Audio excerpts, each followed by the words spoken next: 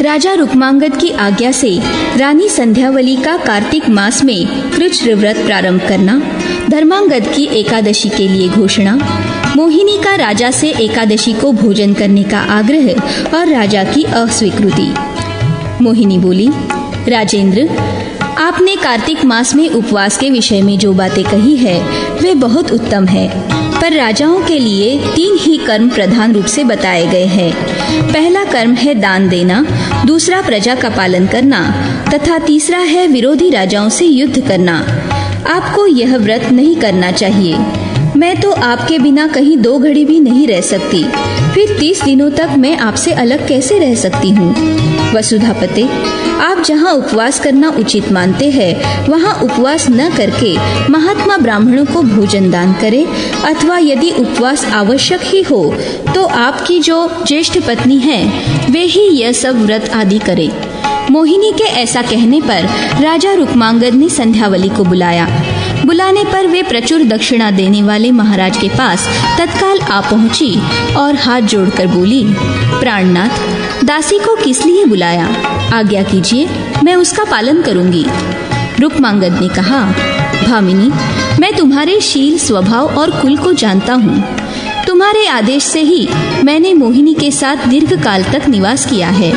इस तरह चिरकाल तक प्रिया के समागम सुख से मुग्ध हो निवास करते करते मेरे बहुत से कार्तिक मास व्यर्थ बीत गए, तथापि मेरा एकादशी व्रत कभी भंग नहीं होने पाया है। अब संपूर्ण पापों का विनाश करने वाला यह कार्तिक मास आया है। देवी, मैं उत्तम पुण्य प्रदान करने वाले इस कार्तिक व्रत को करना चाहता हूँ, परंतु शुभे, ये ब्रह्म कुमारी मुझे इस व्रत से रोकती है। इसलिए शरीर को सुखाने वाले कृच्छ्र नामक व्रत का पालन मेरी ओर से तुम करो। रानी संध्यावली ने उस समय पतिदेव का वह प्रस्ताव सुनकर कहा, प्रभु, मैं आपके संतोष के लिए व्रत का पालन अवश्य करूंगी। आपके लिए मैं अपने शरीर को आग में भी झोंक सकती हूँ। भूमिपाल, आपने जो आज्ञा दी है वह तो बहुत उत्तम है। नरदेवनाथ, मैं इसका पालन अवश्य करूंगी। यमराज के शत्रु राजा रुक्मांगद से ऐसा कहकर मनोहर एवं विशाल नेत्रों वाली रानी संध्यावली ने उन्हें प्रणाम किया और समस्त पाप राशि का विनाश करने के लिए उस उत्तम व्रत का पालन आरंभ किया। अपनी प्रिया द्वारा उत्तम कृच्छ्र व्रत प्रारंभ किए जाने पर राजा को बड़ी प्रसन्नता हुई। उन्होंने ब्रह्मा जी की पुत्री मोहिनी से ये बात कही, सुभ्रु, मैंने तुम्हारी आज्ञा का पालन किया। देवी, मेरे प्रति तुम्हारे मन में जो जो कामनाएं निहित है उन सबको सफल कर लो। मैं तुम्हारे संतोष के लिए राज्य शासन के समस्त कार्यों से अलग हो गया हूँ। तुम्हारे सिवा दूसरी कोई नारी मुझे सुख देने वाली नहीं है। अपने प्राण वल्लभ के मुख से ऐसी बात सुनकर मोहिनी के हर्ष की सीमा न रही। उसने राजा से कहा, देवता, दैत्य, गंधर्व, यक्ष, नाग तथा राक्षस सब मेरी दृष्टि में आए, किंतु मैं सबको त्याग कर केवल आपके प्रति स्नेह युक्त हो मंदराचल पर आई थी। लोक में काम की सफलता इसी में है कि प्रिया और प्रियतम दोनों एक चित्त हो, परस्पर एक दूसरे को चाहते हो। उस समय महाराज रुक्मांगद के कानों में डंके की चोट सुनाई दी, जो मतवाले गजराज के मस्तक पर रखकर धर्मांगद के आदेश से बजाया जा रहा था। उस पटह ध्वनि के साथ यह घोषणा हो रही थी, लोगों, कल प्रातः काल से भगवान विष्णु का दिन अर्थात एकादशी है, अतः आज केवल एक समय भोजन करके रहो। क्षार नमक छोड़ दो। सबके सब हविषान्य का सेवन करो। भूमि पर शयन करो। स्त्री संगम से दूर रहो और पुराण पुरुषोत्तम देव देवेश्वर भगवान विष्णु का स्मरण करो। आज एक समय भोजन करके कल दिन रात उपवास करना होगा। ऐसा करने से तुम्हारे लिए श्राद्ध चाहे न किया गया हो, तुम्हें पिंड न मिला हो और तुम्हारे पुत्र गया में जाकर श्राद्ध न कर सके हो, तो भी तुम्हें भगवान श्री हरि के वैकुंठ धाम की प्राप्ति होगी। यह कार्तिक शुक्ला एकादशी भगवान श्री हरि की निद्रा दूर करने वाली है। प्रातःकाल एकादशी प्राप्त होने पर तुम कदापि भोजन न करो। इस प्रबोधिनी एकादशी को उपवास करने से इच्छानुसार किए हुए ब्रह्म हत्या आदि संपूर्ण पाप नष्ट हो जाएंगे। यह तिथि धर्मपरायण तथा न्याय युक्त सदाचार का पालन करने वाले पुरुषों को प्रबोध अर्थात ज्ञान देती है और इसमें भगवान विष्णु का प्रबोध अर्थात जागरण होता है, इसलिए इसका नाम प्रबोधिनी है। इस एकादशी को जो एक बार भी उपवास कर लेता है वह मनुष्य फिर संसार में जन्म नहीं लेता। मनुष्यों, तुम अपने वैभव के अनुसार इस एकादशी को चक्र सुदर्शनधारी भगवान विष्णु की पूजा करो। वस्त्र, उत्तम चंदन, रोली, पुष्प, धूप, दीप तथा हृदय को अत्यंत प्रिय लगने वाले सुंदर फल एवं उत्तम गंध के द्वारा भगवान श्री हरि के चरणारविंदों की अर्चना करो। जो भगवान विष्णु का लोक प्रदान करने वाले मेरे इस धर्म सम्मत वचन का पालन नहीं करेगा, निश्चय ही उसे कठोर दंड दिया जाएगा। इस प्रकार मेघ के समान गंभीर शब्द करने वाले नगाड़े को बजाकर जब उक्त घोषणा की जा रही थी, उस समय वे भूपाल मोहिनी की शैया छोड़कर उठ गए। फिर मोहिनी को मधुर वचनों से सांत्वना देते हुए बोले, देवी, कल प्रातःकाल पापनाशक एकादशी तिथि होगी, अतः आज मैं संयम पूर्वक रहूंगा। तुम्हारी आज्ञा से मैंने कृष्ण व्रत तो संध्यावली देवी के द्वारा कराया है, किंतु यह प्रबोधिनी एकादशी मुझे स्वयं भी करनी है। यह संपूर्ण पाप बंधनों का उच्छेद करने वाली तथा उत्तम गति देने वाली है। अतः मोहिनी देवी, आज मैं हविष्य भोजन करूंगा और संयम नियम से रहूंगा। विशाल लोचने, तुम भी मेरे साथ उपवास पूर्वक समस्त इंद्रियों के स्वामी भगवान अधोक्षज की आराधना करो, जिससे निर्वाण पद को प्राप्त करोगी। मोहिनी बोली, राजन, चक्रधारी भगवान विष्णु का पूजन जन्म, मृत्यु तथा जरावस्था का नाश करने वाला है। ये बात आपने ठीक कही है, किंतु पहले मंदराचल के शिखर पर आपने मुझे अपना दाहिना हाथ देकर प्रतिज्ञा की है, उसके पालन का समय आ गया है। अतः मुझे आप वर दीजिए। यदि नहीं देते हैं तो जन्म से लेकर अब तक आपने बड़े यत्न से जो पुण्य संचय किया है वह सब शीघ्र नष्ट हो जाएगा। रुक्मांगद ने कहा, प्रिय, आओ, तुम्हारे मन में जो इच्छा होगी उसे मैं पूर्ण करूंगा। मेरे पास कोई भी ऐसी वस्तु नहीं है जो तुम्हारे लिए देने योग्य न हो। मेरा यह जीवन तक तुम्हें अर्पित है। फिर ग्राम, धन और पृथ्वी के राज्य आदि की तो बात ही क्या है। मोहिनी बोली, राजन, यदि मैं आपकी प्रिया हूँ तो आप एकादशी के दिन उपवास न करके भोजन करें। यही वर मुझे देना चाहिए, जिसके लिए मैंने पहले ही आपसे प्रार्थना कर ली है। महाराज, यदि आप वर नहीं देंगे तो असत्यवादी होकर घोर नरक में जाएंगे और एक कल्प तक उसी में पड़े रहेंगे। राजा ने कहा, कल्याणी, ऐसी बात न कहो, यह तुम्हें शोभा नहीं देता। अहो, तुम ब्रह्मा जी की पुत्री होकर धर्म में विघ्न क्यों डालती हो? शुभे, जन्म से लेकर अब तक मैंने कभी एकादशी को भोजन नहीं किया, तब आज जबकि मेरे बाल सफेद हो गए हैं, मैं कैसे भोजन कर सकता हूँ? जिसकी जवानी बीत चुकी है और जिसकी इंद्रियों की शक्ति नष्ट हो गई है, उस मनुष्य के लिए यही उचित है कि वह गंगा जी का सेवन या भगवान विष्णु की आराधना करे। सुंदरी, मुझ पर प्रसन्न हो, मेरे व्रत को भंग न करो। मैं तुम्हें राज्य और संपत्ति दे दूंगा, अथवा इसकी इच्छा न हो तो और कोई कार्य कहो, मैं उसे पूरा करूंगा। अमावस्या के दिन मैथुन करने पर जो पाप होता है, चतुर्दशी को हजामत बनवाने से मनुष्य में जिस पाप का संचार होता है, और षष्ठी को तेल खाने या लगाने से जो दोष होता है, वे सब एकादशी को भोजन करने से प्राप्त होते हैं। गोचर भूमि का नाश करने वाले, झूठी गवाही देने वाले, धरोहर हड़पने वाले, कुमारी कन्या के विवाह में विघ्न डालने वाले विश्वासघाती, मरे हुए बछड़े वाली गाय को दूहने वाले तथा श्रेष्ठ ब्राह्मण को कुछ देने की प्रतिज्ञा करके न देने वाले पुरुष को जो पाप लगता है, मणिकूट, तुलाकूट, कन्या नृत्य और गवा नृत्य में जो पातक होता है, वही एकादशी को अन्न में विद्यमान रहता है। चारुलोचने, मैं इन सब बातों को जानता हूँ, अतः एकादशी को पाप में भोजन कैसे करूँगा? मोहिनी बोली, राजेंद्र, एक भुक्त व्रत, नक्त व्रत, अयाचित व्रत अथवा उपवास के द्वारा एकादशी व्रत को सफल बनावे, उसका उल्लंघन न करे। यह बात ठीक हो सकती है, किंतु जिन दिनों मैं मंदराचल पर रहती थी, उन दिनों महर्षि गौतम ने मुझे एक बात बताई थी, जो इस प्रकार है। गर्भिणी स्त्री, गृहस्थ पुरुष, क्षीणकाय रोगी, शिशु, वलिगात्र अर्थात जुर्रियों से जिसका शरीर भरा हुआ है ऐसा, यज्ञ के आयोजन के लिए उद्यत पुरुष एवं संग्राम भूमि में रहने वाले योद्धा तथा पतिव्रता स्त्री, इन सब के लिए निराहार व्रत करना उचित नहीं है। नरश्रेष्ठ, एकादशी को बिना व्रत के नहीं व्यतीत करना चाहिए। यह आज्ञा उपर्युक्त व्यक्तियों पर लागू नहीं होती। अतः जब आप एकादशी को भोजन कर लेंगे तभी मुझे प्रसन्नता होगी, अन्यथा यदि आप अपना सिर काटकर भी मुझे दे दे तो भी मुझे प्रसन्नता न होगी। राजन, यदि आप एकादशी को भोजन नहीं करेंगे तो आप जैसे असत्यवादी के शरीर का मैं स्पर्श नहीं करूंगी।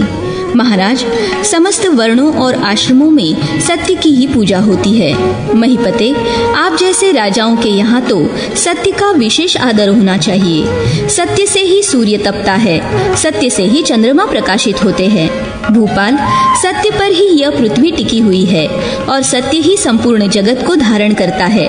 सत्य से वायु चलती है, सत्य से आग जलती है और इस संपूर्ण चराचर जगत का आधार सत्य ही है।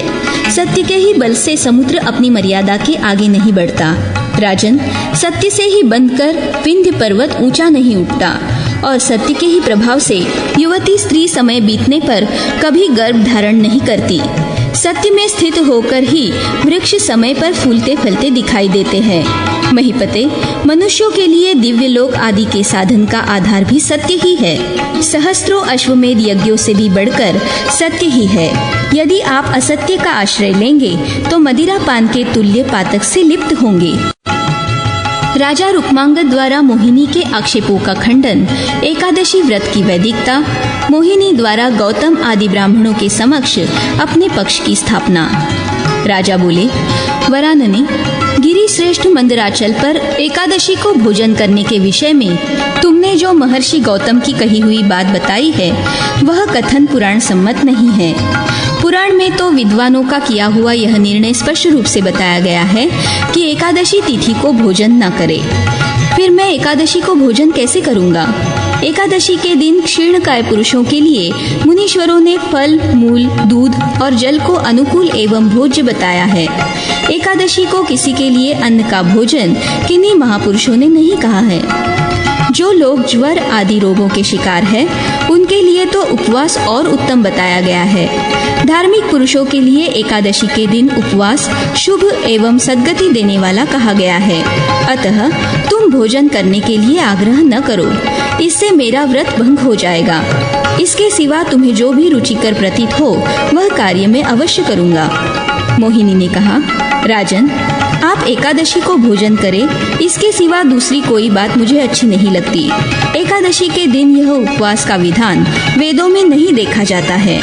भूपते, मोहिनी की यह बात सुनकर वेद वेत्ताओं में श्रेष्ठ राजा रुक्मांगद मन में तो कुपित हुए, परंतु बाहर से हंसते हुए बोले, मोहिनी, मेरी बात सुनो। वेद अनेक रूपों में स्थित है। यज्ञ आदि कर्मकांड वेद है, स्मृति वेद है और ये दोनों प्रकार के वेद पुराणों में प्रतिष्ठित है। अतः वरानने, मैं वेदार्थ से अधिक पुराणार्थ को मान्यता देता हूँ। जो शास्त्र को बहुत कम जानता है उससे वेद डरता है कि यह कहीं मुझ पर ही प्रहार न कर बैठे।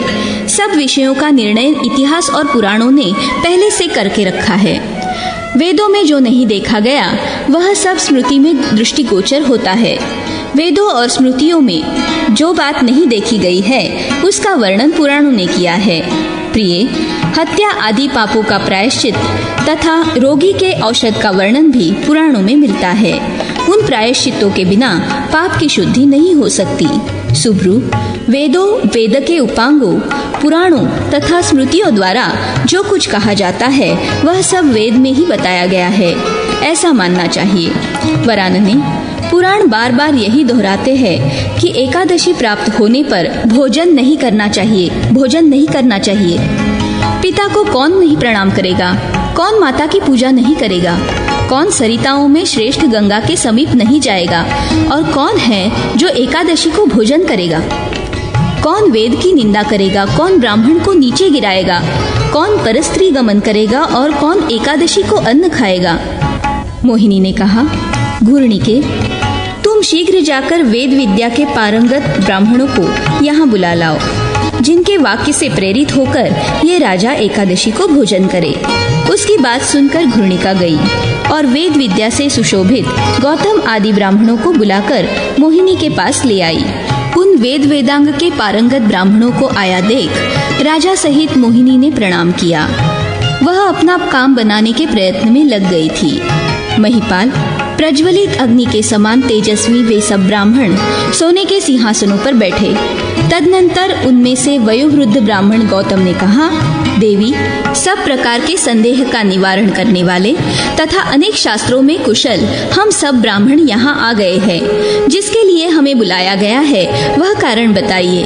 उनकी बात सुनकर मोहिनी बोली, ब्राह्मणों, हमारा यह संदेह तो जड़तापूर्ण है, साथ ही छोटा भी है। इस पर अपनी बुद्धि के अनुसार आप लोग प्रकाश डालें। ये राजा कहते हैं, मैं एकादशी के दिन भोजन नहीं करूंगा, किंतु यह संपूर्ण चराचर जगत अन्न के ही आधार पर टिका है। मरे हुए पितर भी अन्न द्वारा श्राद्ध करने पर स्वर्ग लोक में तृप्ति एवं प्रसन्नता का अनुभव करते हैं। द्विजवरों, स्वर्ग के देवता वेर के बराबर पुरोडाश की भी आहुति पाने की इच्छा रखते हैं। अतः अन्न सर्वोत्तम अमृत है। भूखी हुई चींटी भी मुख से चावल लेकर बड़े कष्ट से अपने बिल के भीतर जाती है। भला अन्न किसको अच्छा नहीं लगता। ये महाराज एकादशी प्राप्त होने पर खाना पीना बिल्कुल छोड़ देते हैं, किंतु व्रत का सेवन विधवाओं और यतियों के लिए ही उचित होता है। राजा का धर्म है प्रजा की रक्षा करना।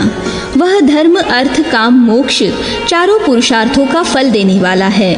स्त्रियों के लिए पति सेवा, पुत्रों के लिए माता पिता की सेवा, शूद्रों के लिए द्विजों की सेवा तथा राजाओं के लिए संपूर्ण जगत की रक्षा स्वधर्म है। जो अपने धर्मानुकूल कर्म का परित्याग करके अज्ञान अथवा प्रमादवश परधर्म के लिए कष्ट उठाता है वह निश्चय ही पतित है। इन राजा का शरीर तो अत्यंत क्षीण हो गया है, फिर ये एकादशी के दिन संयम नियम का पालन कैसे करेंगे। अन्न से ही प्राण की पुष्टि होती है और प्राण से शरीर में विशेष रूप से चेष्टा की शक्ति आती है। चेष्टा से शत्रु का नाश होता है। जो चेष्टा या पुरुषार्थ से रहित है उसका पराभव होता है। ऐसा जानकर मैं राजा को बराबर समझाती हूँ, परंतु ये समझ नहीं पाते।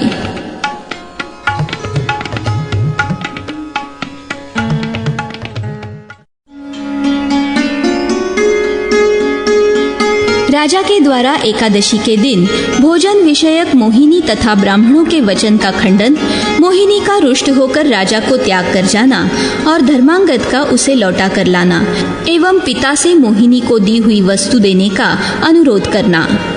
वशिष्ठ जी कहते हैं, मोहिनी की कही हुई बात सुनकर वे ब्राह्मण लोग यह ठीक ही है ऐसा कहकर राजा से बोले।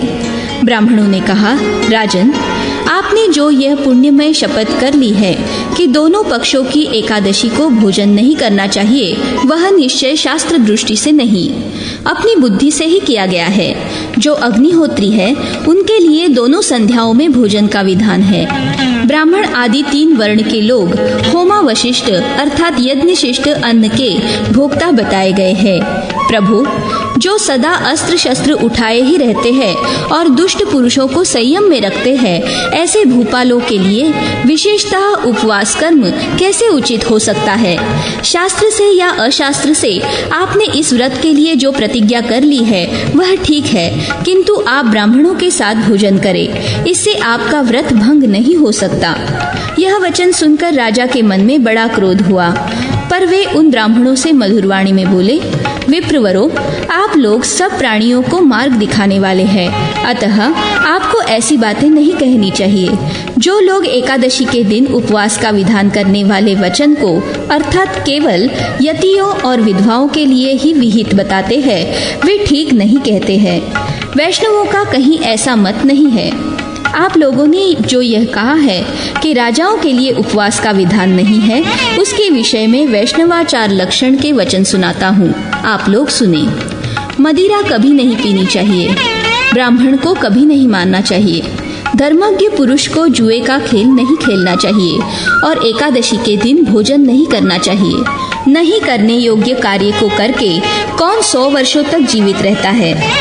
कौन सचेष्ट मनुष्य है जो एकादशी के दिन भोजन करे? उत्तर दिशा में रहने वाले विष्णु धर्मपरायण ब्राह्मणों को तो उचित है कि वे एकादशी के दिन पशुओं को भी अन्न न दें। द्विजोत्तमों, मेरा शरीर क्षीण नहीं है और मैं रोगी भी नहीं हूँ, अतः ब्राह्मण के कहने मात्र से मैं एकादशी के व्रत का त्याग कैसे करूँगा?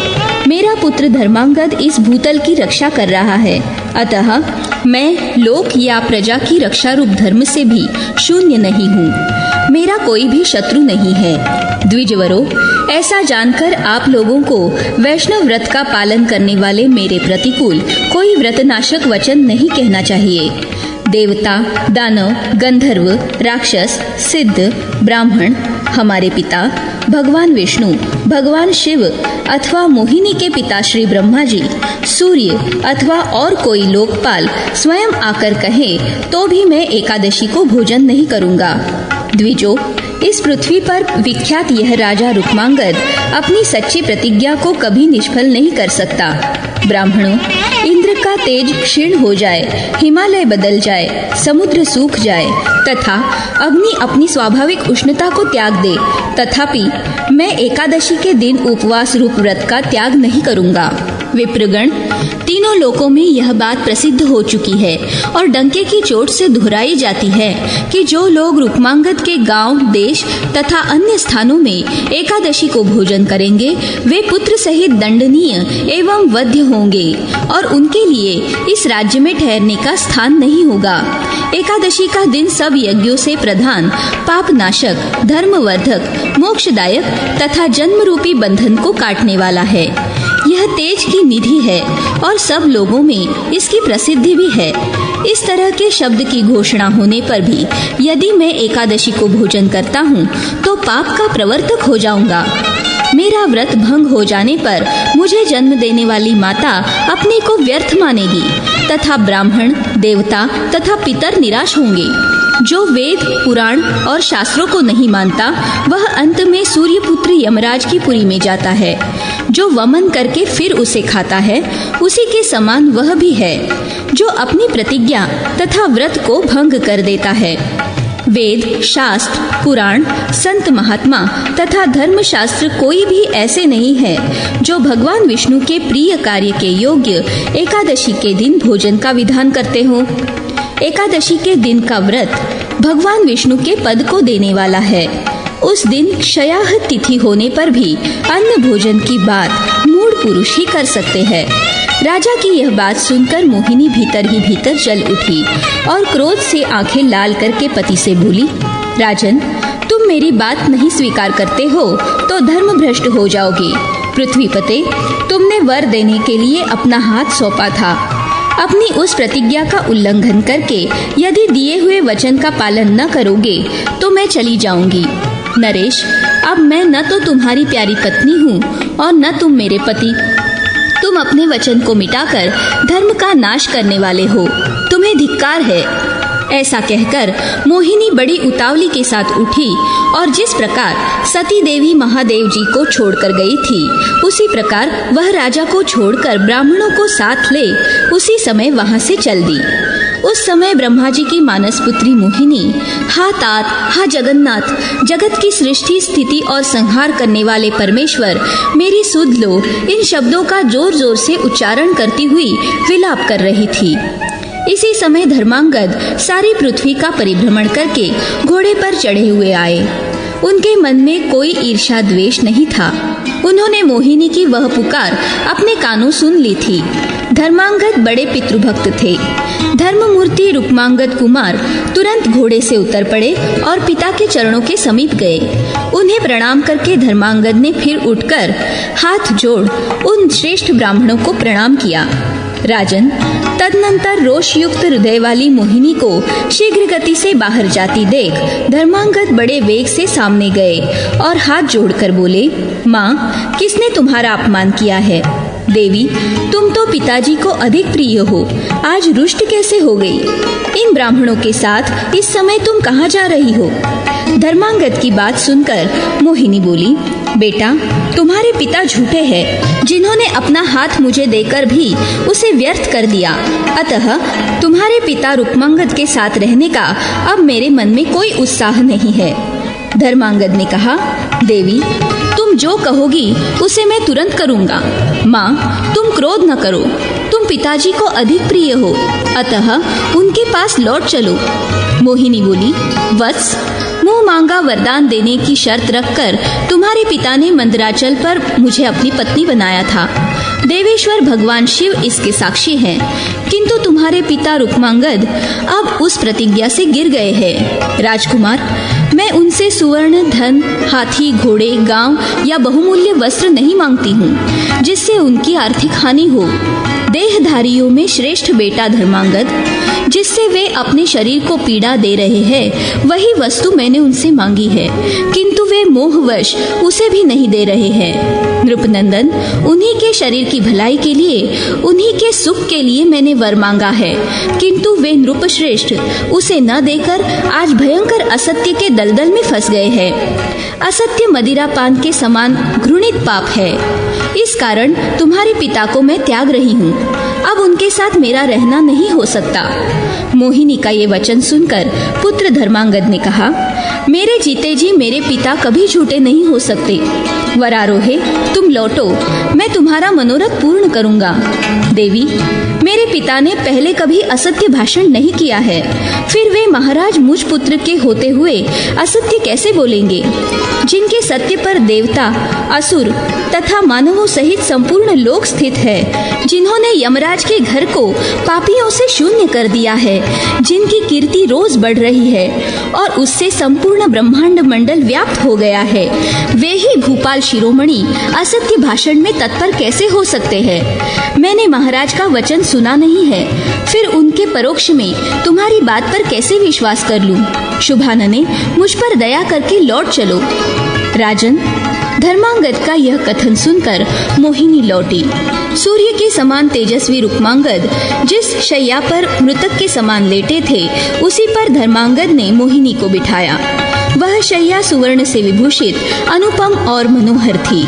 जब मोहिनी उस पर बैठ गई, तब धर्मांगद ने हाथ जोड़कर पिता से मधुर वाणी में कहा, तात, ये मेरी माता मोहिनी आज आपको असत्यवादी बता रही है। महाराज, इस पृथ्वी पर आप असत्यवादी क्यों होंगे? आप सातों समुद्रों से युक्त भूमंडल का शासन करते हैं। आपके पास खजाना है, रत्नों की राशि संचित है। प्रभु, यह सब आप इन्हें दे दीजिए, और भी जो कुछ देने की प्रतिज्ञा आपने की हो वह दे दीजिए। पिताजी, जब मैं धनुष बाण धारण करके खड़ा हूँ, तो आपके प्रतिकूल आचरण कौन कर सकता है? आप चाहे तो देवी को इंद्र पद दे दीजिए और इंद्र को जीता हुआ ही समझिए। ब्रह्मा जी का पद अत्यंत दुर्लभ है। वह योगियों के ही अनुभव में आने योग्य तथा निरंजन है। यदि देवी चाहे तो मैं तपस्या से ब्रह्मा जी को संतुष्ट करके वह भी इन्हें दे दूंगा। राजेंद्र, इस त्रिलोकी में जो दुष्कर हो अथवा अधिक प्रिय होने से जो देने योग्य न हो, वह भी मोहिनी देवी को दे दीजिए। ये चाहे तो मेरा अथवा मेरी जननी का जीवन भी इन्हें दे सकते हैं। इससे आप तत्काल ही इस लोक में सदा के लिए उत्तम कीर्ति से सुशोभित हो जाएंगे। राजा रुक्मांगद का एकादशी को भोजन न करने का ही निश्चय। राजा बोले, बेटा, मेरी कीर्ति नष्ट न हो जाए, मैं असत्यवादी हो जाऊं अथवा घोर नरक में ही पड़ जाऊं, किंतु एकादशी के दिन भोजन कैसे करूंगा? पुत्र, यह मोहिनी देवी ब्रह्मा जी के लोक में चली जाए। यह मुझसे बार बार यही कहती है कि मैं पापनाशिनी एकादशी के दिन तुम्हें भोजन कराने के सिवा राज्य, वसुधा और धन आदि दूसरी कोई वस्तु नहीं चाहती। यह जो हमारी दुंदुभी स्वयं गुरुतर होकर गंभीर नाद करती हुई लोगों को शिक्षा देती है, वह आज असत्य कैसे हो जाए? अभक्ष भक्षण, अगम्या स्त्री के साथ संगम तथा न पीने योग्य मदिरा आदि का पान करके कोई 100 वर्ष क्यों जिएगा? इस चंचल कटाक्ष वाली मोहिनी के वियोग से यदि मेरी मृत्यु हो जाए तो वह भी यहाँ अच्छा ही है, किंतु मैं एकादशी के दिन भोजन नहीं करूँगा। तात, नरकों की जो पंक्तियां मैंने सुनी कर दी है, वे मेरे भोजन करते ही पुनः ज्यों की त्यों लोगों से भर जाएंगी। मेरा रुक्मांगद नाम तीनों लोकों में प्रसिद्ध है और एकादशी के उपवास से ही मैंने इस यश का संचय किया है। वही अब मैं एकादशी को भोजन करके अपने ही द्वारा फैलाए हुए यश का नाश कैसे कर दूंगा? मोहिनी मर जाए या चली जाए, गिर जाए या नष्ट हो जाए, तथापि मेरा मन इसके लिए एकादशी के उपवास से विरक्त नहीं हो सकता।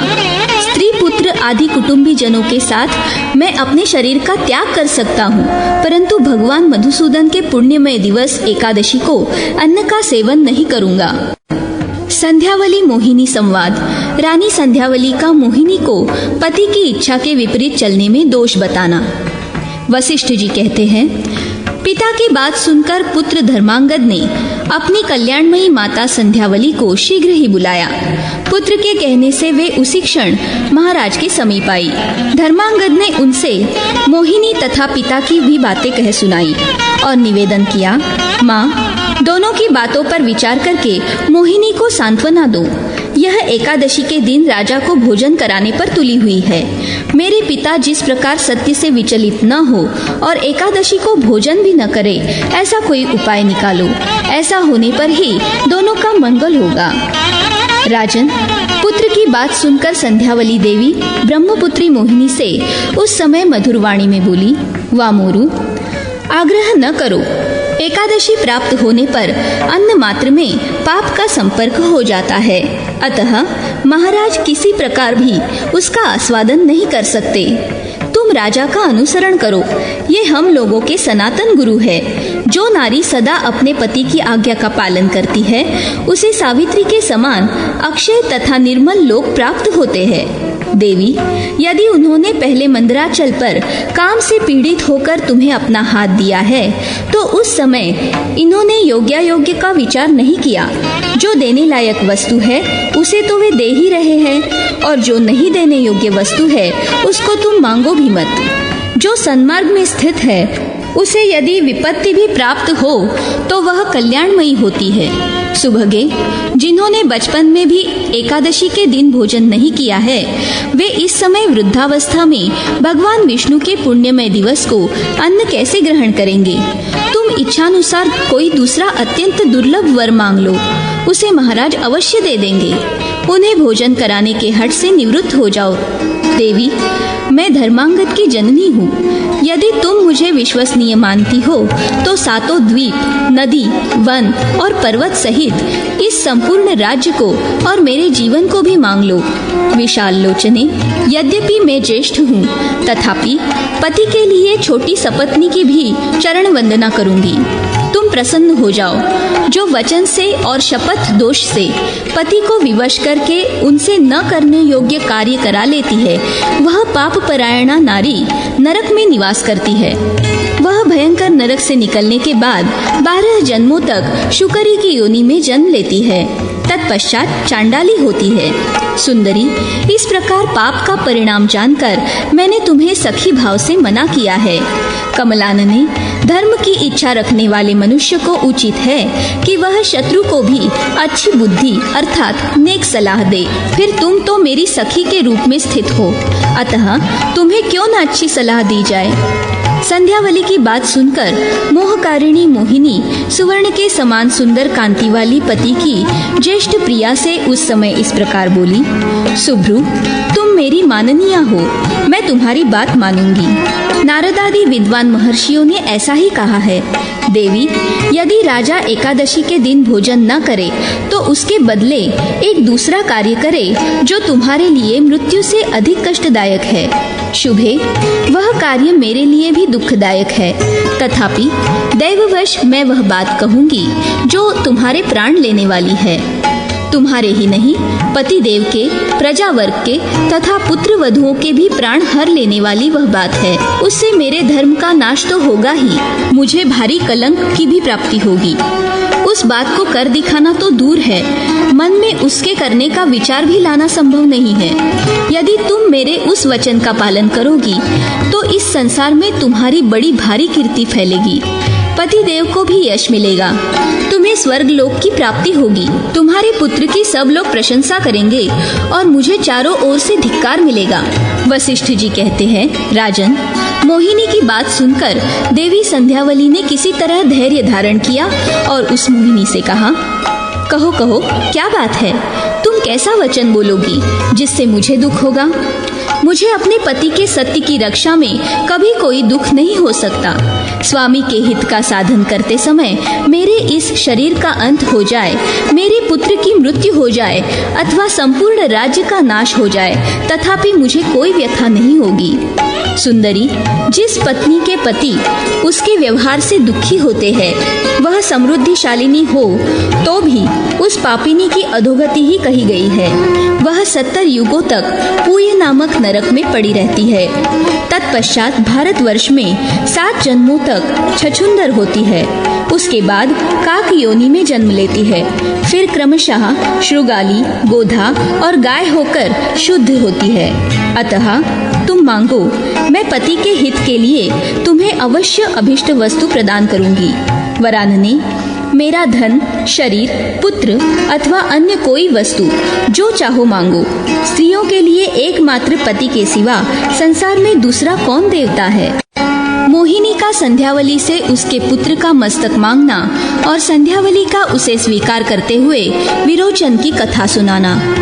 वशिष्ठ जी कहते हैं, संध्यावली की बात सुनकर ब्रह्मा जी की पुत्री मोहिनी अपने कार्य साधन में तत्पर होकर बोली, शुभे, यदि तुम इस प्रकार धर्म और अधर्म की गति जानती हो और स्वामी के लिए धन तथा जीवन का भी दान करने को उद्यत हो, तो मैं तुमसे उस धन की याचना करती हूँ जो तुम्हारे लिए जीवन से भी अधिक महत्व रखता है।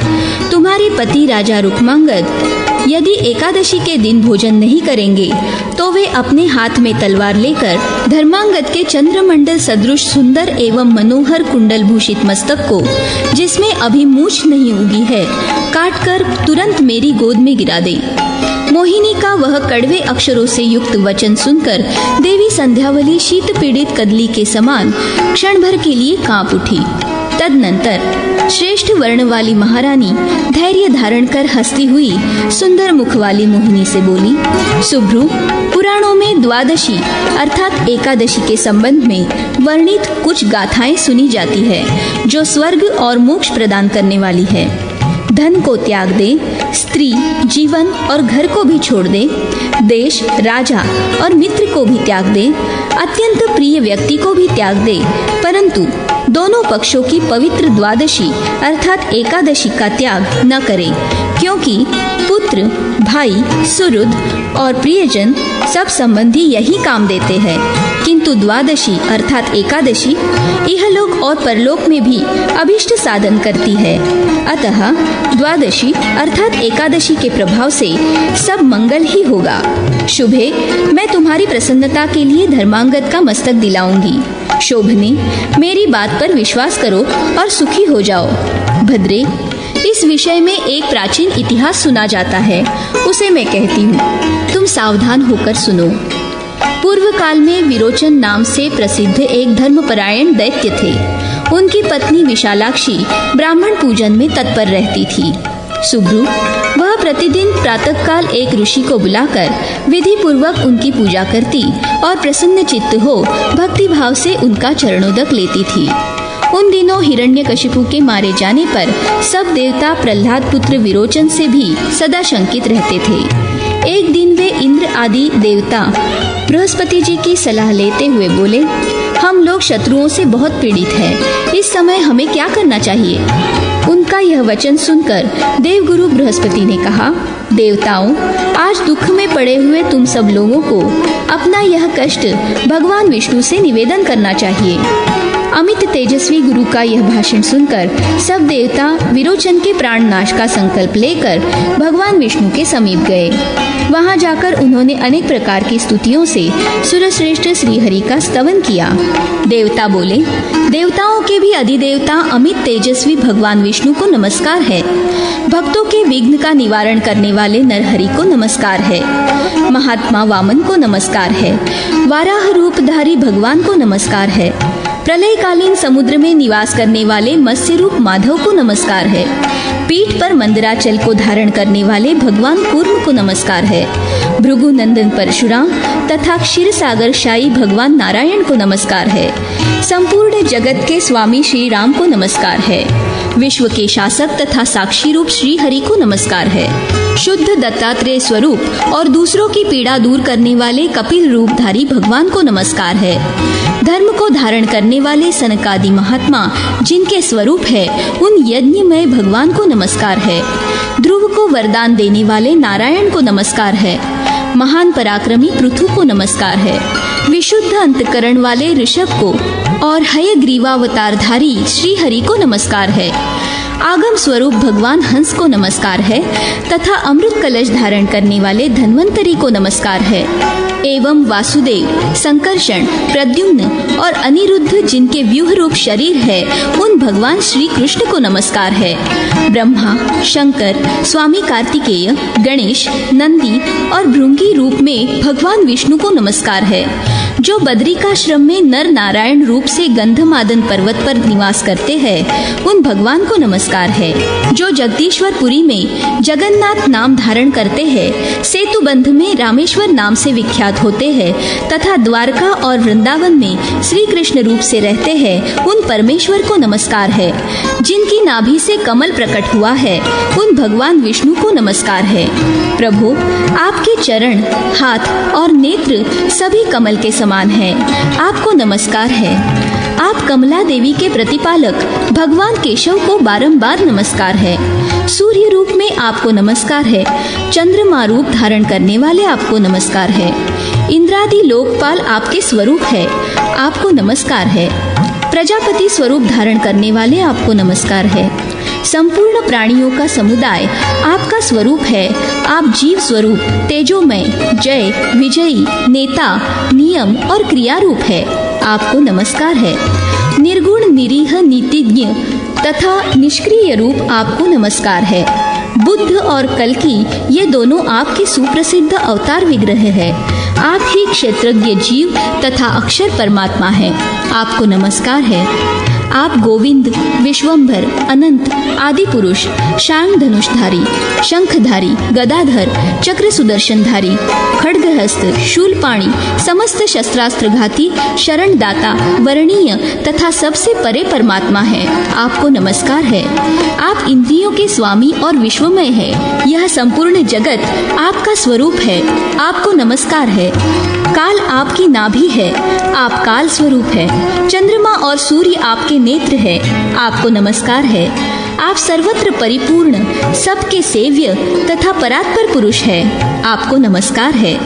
आप इस जगत के कर्ता, भर्ता तथा धर्ता है। यमराज भी आपके ही रूप है। आप ही सबको मोह और क्षोभ में डालने वाले हैं। अजन्मा होते हुए भी इच्छानुसार अनेक रूप धारण करते हैं। आप सर्वश्रेष्ठ विद्वान है, आपको नमस्कार है। भगवन, हम सब देवता दैत्यों से सताए हुए हैं और इस समय आपकी शरण में आए हैं। जगदाधार, आप ऐसी कृपा कीजिए जिससे हम स्त्री, पुत्र और मित्र आदि के साथ सुखी होकर रह सके। दैत्यों से सताए हुए देवताओं का यह स्तवन सुनकर भगवान विष्णु मन ही मन बड़े प्रसन्न हुए और उन्हें प्रत्यक्ष दर्शन दिया। स्नेहपूर्ण हृदय वाले देव देवेश्वर भगवान विष्णु का दर्शन करके उन देवताओं ने विरोचन का शीघ्र वध करने के लिए उनसे सादर प्रार्थना की। कार्य सिद्धि का उपाय जानने वालों में श्रेष्ठ श्रीहरि ने इंद्रादि देवताओं की आवश्यकता सुनकर उन्हें आश्वासन दिया और उन्हें प्रसन्न करके प्रेम पूर्वक विदा किया। देव वर्ग के चले जाने पर भगवान विष्णु देवताओं का कार्य सिद्ध करने के लिए वृद्ध ब्राह्मण का रूप धारण कर विरोचन के घर गए और ब्राह्मण पूजन के समय वहां पहुंचे। जो पहले कभी नहीं आए थे, ऐसे ब्राह्मण को आया देख विशालाक्षी मन ही मन बहुत प्रसन्न हुई। उसने भक्तिभाव से उनका सत्कार करके उन्हें बैठने के लिए आसन दिया। शुभे, ब्राह्मण ने उसके दिए हुए आसन को स्वीकार न करके कहा, देवी, मैं तुम्हारे दिए हुए इस उत्तम आसन को ग्रहण नहीं करूंगा। मानिनी, जो मेरे मनोगत कार्य को समझकर उसे पूर्ण करने की स्वीकृति दे, उसी की पूजा में ग्रहण करूंगा। बूढ़े ब्राह्मण की यह बात सुनकर बातचीत करने में निपुण विशालाक्षी बड़ी प्रसन्न हुई। भगवान विष्णु की माया ने उसे मोहित कर लिया था। अपने स्त्री स्वभाव के कारण भी वह इस विषय में अधिक विचार न कर सकी और बोली, ब्राह्मण, आपका जो मनोगत कार्य है उसे मैं पूर्ण करूंगी। मेरा दिया हुआ आसन ग्रहण कीजिए और अपना चरणोदक दीजिए। उसके ऐसा कहने पर ब्राह्मण बोले, मैं स्त्री की बात पर विश्वास नहीं करता। यदि तुम्हारे पति यह बात कहे तो मुझे विश्वास हो सकता है। ब्राह्मण का यह वचन सुनकर विरोचन की गृहस्वामिनी ने वहीं उनके समीप पतिदेव को बुलवाया। दूत के मुख से सब बात सुनकर प्रहलाद पुत्र विरोचन हर्ष भरे हृदय से अंतःपुर में आए, जहाँ महारानी विशालाक्षी विराजमान थी। पति को आया देख धर्मपरायणा विशालाक्षी उठकर खड़ी हुई। उसने उस श्रेष्ठ ब्राह्मण को नमस्कार करके पुनः आसन समर्पित किया। जब उन्होंने आदरपूर्वक दिए हुए उस आसन को ग्रहण नहीं किया, तब उसने अपने पति दैत्यराज विरोचन से सब हाल कह सुनाया। सब बातें जानकर दैत्यराज ने पत्नी के प्रेम से मुग्ध होकर उस समय ब्राह्मण की शर्त स्वीकार कर ली। विरोचन के स्वीकार कर लेने पर ब्राह्मण ने प्रसन्नतापूर्वक कहा, मुझे अपनी आयु समर्पित कर दो। तब वे दोनों पति पत्नी स्वनिर्मित शोक से मोहित हो 2 घड़ी तक कुछ चिंतन करते रहे। फिर उन दंपति ने हाथ जोड़कर ब्राह्मण से कहा, विप्रवर, हमारा जीवन ले लीजिए और अपना चरणोदक दीजिए। आपकी कही हुई बात हम सत्य करेंगे, आप प्रसन्न होइए। तब ब्राह्मण ने प्रसन्न चित्त होकर आसन ग्रहण किया। विशालाक्षी ने प्रसन्नतापूर्वक ब्राह्मण के दोनों चरण पखारे और उनका चरणोदक पति सहित अपने मस्तक पर धारण किया। फिर तो वे दोनों दंपति सहसा दिव्य रूप धारण करके श्रेष्ठ विमान पर बैठे और भगवान के वैकुंठ धाम में चले गए। इस प्रकार देवताओं का कंटक दूर करके भगवान अत्यंत प्रसन्न हुए और संपूर्ण देवताओं द्वारा अपनी स्तुति सुनते हुए वैकुंठ लोक को चले गए। देवी, इसी प्रकार मैंने भी जो तुम्हें देने की प्रतिज्ञा की है वह अवश्य दूंगी। देवी, मैं अपने पति महाराज रुक्मांगद को सत्य से विचलित न होने दूंगी, क्योंकि सत्य ही मनुष्यों को उत्तम गति देने वाला बताया गया है। सत्य से भ्रष्ट हुए मनुष्य को चांडाल से भी नीच माना गया है। रानी संध्यावली का राजा को पुत्रवध के लिए उद्यत करना, राजा का मोहिनी से अनुनय विनय, मोहिनी का दुराग्रह तथा धर्मांगद को राजा को अपने वध के लिए प्रेरित करना। वशिष्ठ जी कहते हैं, भूपते, तदनंतर देवी संध्यावली ने पति के दोनों चरण पकड़कर धर्मांगद के विनाश से संबंध रखने वाली बात कही। महाराज, आपकी ही भांति मैंने भी इसे बहुत समझाया है, किंतु इस मोहरूपा मोहिनी को इस समय दूसरी कोई बात अच्छी ही नहीं लगती। इसका एक ही आग्रह है, एकादशी के दिन राजा भोजन करे अथवा अपने पुत्र का वध कर डाले। नाथ, धर्म छोड़ने की अपेक्षा तो पुत्र का वध ही श्रेष्ठ है। राजन, गर्भ धारण करने में माता को ही अधिक क्लेश सहन करना पड़ता है और बालक पर उसी का स्नेह भी अधिक होता है। खेद और स्नेह जैसे माता का होता है वैसा पिता का नहीं हो सकता। राजेंद्र, इस भूतल पर पिता को बीजवपन करने वाला कहा गया है। माता उसको धारण करने वाली है, अतः उसके पालन पोषण में अधिक क्लेश उसी को उठाना पड़ता है। पुत्र पर पिता से 100 गुना स्नेह माता का होता है। उसके स्नेह की अधिकता पर ही दृष्टि रखकर गौरव में माता को पिता से बड़ी माना गया है। किंतु नृपश्रेष्ठ, आज मैं माता होकर भी सत्य के पालन से परलोक को जीतने की इच्छा रखकर पुत्र स्नेह को तिलांजलि दे चुकी हूँ। भूपाल, स्नेह को दूर करके पुत्र का वध कीजिए। राजन, वे आपत्तियां भी धन्य है जो सत्य का पालन कराने वाली है। सत्य का संरक्षण कराने वाली होने से वे मनुष्यों के लिए मोक्षदायिनी है। अतः पृथ्वीपते, संतप्त होने से कोई लाभ नहीं। आप सत्य की रक्षा कीजिए। राजन, सत्य के पालन से भगवान विष्णु का सायुज्य प्राप्त होता है। देवताओं ने आपकी परीक्षा के लिए इस मोहिनी को कसौटी के रूप में उत्पन्न किया है। अतः भूपाल, आप दृढ़ होकर प्रिय पुत्र का वध कीजिए। अपने सत्य पालन के उद्देश्य से मोहिनी के वचन की पूर्ति कीजिए। वशिष्ठ जी कहते हैं, राजन, पत्नी की ये बात सुनकर महाराज रुक्मांगद ने मोहिनी के समीप रानी संध्यावली से इस प्रकार कहा, प्रिय, पुत्र की हत्या बहुत बड़ी हत्या है। वह ब्रह्म हत्या से भी बढ़कर है। कहां से कहां मैं मंदराचल पर गया और न जाने कहां से यह मोहिनी मुझे वहां मिली।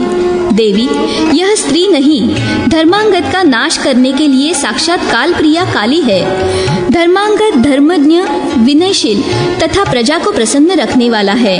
अभी तक उसे कोई संतान भी नहीं हुई। ऐसे पुत्र को मारकर मेरी क्या गति होगी। देवी, कुपुत्र को भी मारने से पिता के मन में दुख होता है। फिर जो धर्मशील तथा गुरुजनों का सेवक है उसके मरने से कितना दुख होगा। वरवर्णिनी, इस समय तुम्हारे पुत्र के प्रताप से ही मैंने सातों द्वीपों के राज्य का उपभोग किया है। अपना यह पुत्र धर्मांगद इस पृथ्वी पर सबसे श्रेष्ठ है।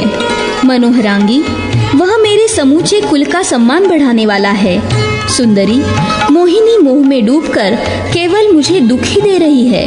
तुम पुनः शुभ वचनों द्वारा उसे समझाओ।